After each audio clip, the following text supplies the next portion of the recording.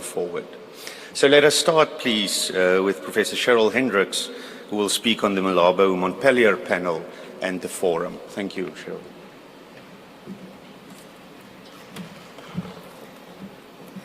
Thank you, Aldo, and thank you to the organizing committee for the opportunity to share with you some of the lessons learned from work that we've been doing over the last 18 months with the Malabo-Montpellier panel. The panel is an evidence-based dialogue in order to inform policy making, particularly related to Africa.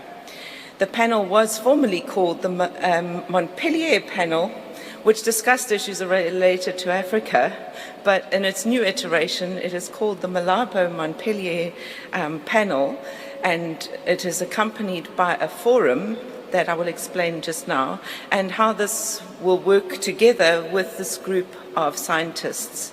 So the panel consists of 17 international experts, 5 from Europe and 12 of us from Africa. It's led by Dr. Usman Badiani and Professor Joachim van Bron, who together provide the strategic guidance with people from 16 different countries.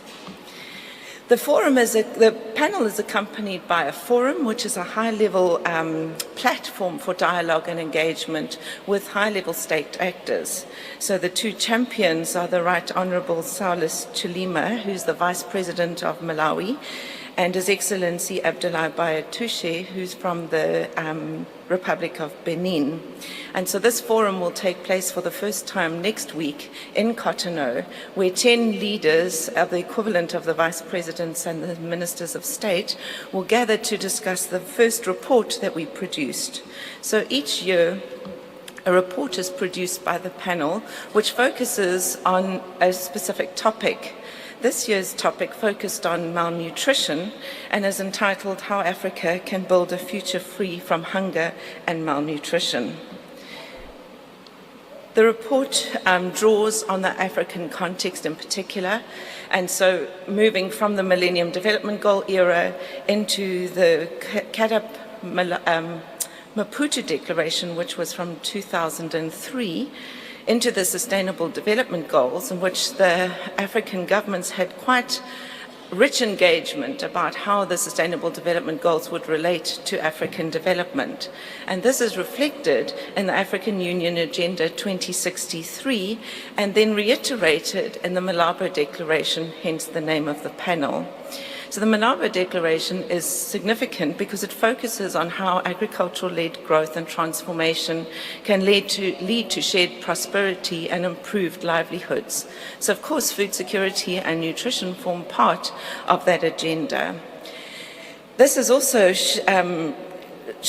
reflected in the African Regional Nutrition Strategy and the CAADP Results Framework, which in January next year will be presented by the heads of state at the African Union Heads of State meeting, which becomes a very sharp tool for accountability in terms of African governments. So governments are in search of what can be done in order to achieve the Sustainable Development Goals along with the African Union's goals and these CAADP goals simultaneously. So governments are having to work in much smarter ways to simultaneously achieve a number of goals on different components related to development. And the panel seeks to try and provide some guidance on that. So recognizing that the choices made both at the household, the micro level, as well as the macro level, affect the outcomes for nutrition, we worked on 2 components. So understanding that undernutrition and malnutrition in general impairs productivity and is an impediment to national growth. And this is something that African governments are taking on wholeheartedly and trying to seek solutions to find ways to overcome this and to harness the potential of nutrition integrated into food security and development plans to provide better opportunities, particularly for children in future. So the panel recognizes, and this is significant in the African context, that we're not talking just about undernutrition, but we're talking about malnutrition in all of its forms. So looking at underweight as well as micronutrient deficiencies and overweight.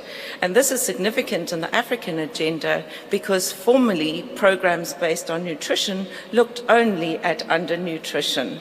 But we are making sure the governments start to realize that a wave of change is happening, and if they don't get on board with policy reform quickly, they are not going to be able to deal with malnutrition in all its forms, which is required both in the African agenda goals as well as in the SDGs. So looking across a number of countries, we identified that there were a number of programs that were being implemented by African governments, and some of them have very innovative components. The top performers that we found across different countries in Africa were increased focus on breastfeeding, biofortification, homestead gardens, but not just homestead gardens in that you promote homestead gardens, but some very interesting models around how community mobilization and ownership of programs starts to happen.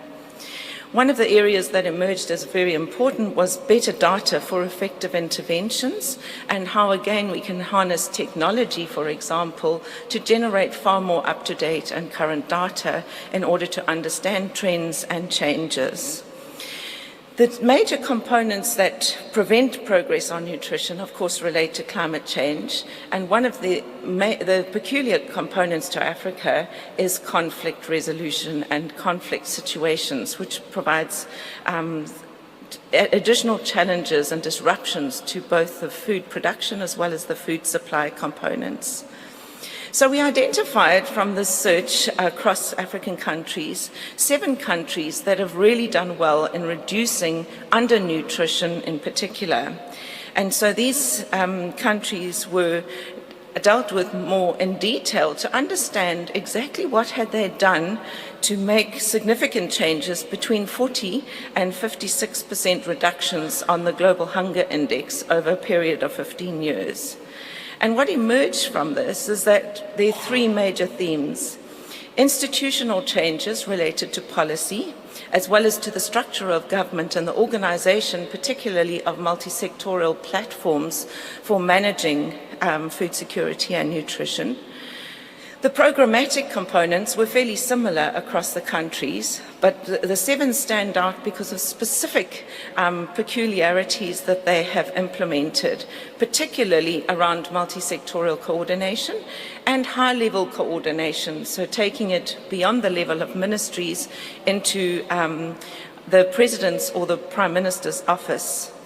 And then very innovative ways around inclusion in the implementation of these programs, because that's usually the fault. We have great policies, but the implementation we never get round to. And so multi-stakeholder platforms for the implementation emerge as some of the key successes in these 7 countries. And so the key elements that were identified as the successes amongst these countries were adopting a comprehensive policy for food security and nutrition. Sometimes they are simply multi-sectoral nutrition programs, sometimes they are integrated food security programs, and sometimes they are agriculture, nutrition and food security integrated into the global development goals of the country. And so in every country, we see that in these 7 countries, we see that this was a significant turning point for the government in these 15 years, was making this concerted effort. But not only doing that, also implementing the institutional arrangements to manage the progress on that. I've mentioned the broad partnerships that were dedicated to nutrition, not only intersectoral, so health, agriculture, welfare, public works, infrastructure working together, but also coordinating the NGO sectors as well as the donor organizations in country. So no longer permitting donor agencies to go in and implement ad hoc programs, but strongly coordinating that either through agriculture sector working groups or multi-sectoral groups that integrate agriculture and nutrition. So mechanisms to manage this coherent policy comes out as a very strong theme in these countries. And this is particularly important, not just at the general state level, but all the way down through government, right the way to community level with agriculture and nutrition. So mechanisms to manage this coherent policy comes out as a very strong theme in these countries. And this is particularly important, not just at the general state level, but all the way down through government, right the way to community level, with community level platforms being arranged to manage these various programs and to create the accountability between national or local government as well with the community. Investing in crisis prevention and emergency intervention are the two hallmarks that get two unusual countries on the list of 7, Angola and Cameroon, which you wouldn't expect to see on this because the rates of malnutrition are significant. So given that they started with a very high rate of undernutrition, their progress is remarkable. And especially given that it's ongoing crises, it's not over, they still deal with a significant problem, especially around acute child undernutrition. But they invested very strategically in managing conflict and managing undernutrition. So with identifying children who needed assistance fast and referring them into healthcare systems rather than just leaving it up to the system to find them. So deliberate efforts to address these components. Protecting people when we have a crisis is another hallmark of these 7 countries. Not all of them did so, but particularly those who are in crisis, of deliberately identifying the most vulnerable people and providing a lifeline to them when needed. So rapid response to emergencies and having the contingency plans to be able to do so is very important. Strengthening food system regulation and controls is something that many of these countries did as well. Some quite interesting innovations around the control of advertising of certain foods to children, being quite active in terms of legislation around fortification standards, for example, about the management of fortification and making sure that government delivers on its promises at all levels in the food system.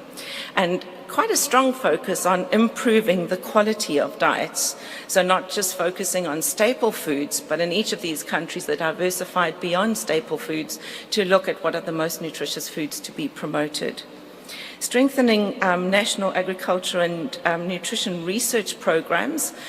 In many countries, biofortification was one of these that national research systems embraced in order to improve the fast delivery of solutions to solve the problem.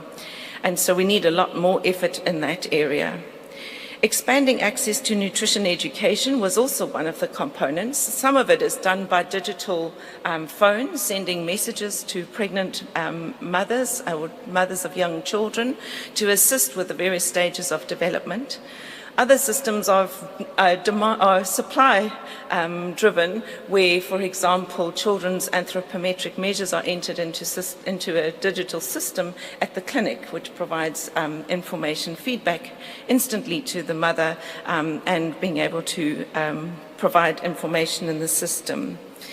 So education is important, but some of these models are very cleverly designed to increase the ownership. The leadership of women in agriculture is one of the components that also comes in. I've spoken about the availability of data for effective interventions in countries like Rwanda. There's a lot of focus on the different agroecological zones and feeding information in a two-way flow that can help. And then also designing programs that capture the synergies between sectors, so agriculture, water, and sanitation, for example, and then paying attention, which some of these countries are starting to do in terms of overweight and obesity and raising awareness to prevent a future wave of nutrition problems. So in conclusion, the panel drew from these case studies that African governments can address malnutrition, and certainly these 7 provide examples of how it can be done. But unless you prioritize nutrition at the highest level, it's really not going to happen.